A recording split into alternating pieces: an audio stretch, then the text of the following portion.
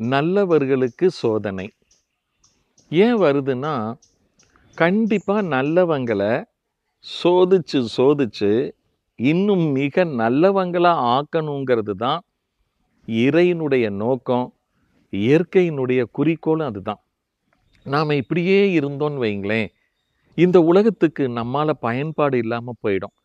நம்ம இன்னும் பதப்படுத்தணும், இன்னும் பக்குவப்படுத்தணும், இன்னும் நம்மை மற்றவர்களுக்கு ஏற்றாற்போல மாற்றணும் அப்படின்னா, நமக்கு சோதனைகள் கொடுத்து தான் நம்மை சீர்திருத்த முடியும். ஒரு தங்கத்த அப்படியே யாரும் கழுத்துல போட்டுக்கிறது இல்லைங்க. தங்கத்த நெருப்புல காய்ச்சி, சுத்தியில தட்டி, ஒளி வச்சு கீறி, பலவிதமான சோதனைகளுக்கு பிறகு தான் அது ஒரு அலங்கார, அழகான நகையா மாறுது. அந்த மாதிரி நல்லவர்களுக்கு சோதனை என்பது அவர்களை இன்னும் அழகுபடுத்துவதற்கு வருகிறது. அதனால நீங்க அனைவரும் சோதனையை ஏற்றுக்கொள்ளுங்கள், நல்லவராய் வாழுங்கள், வாழ்க வளர்க.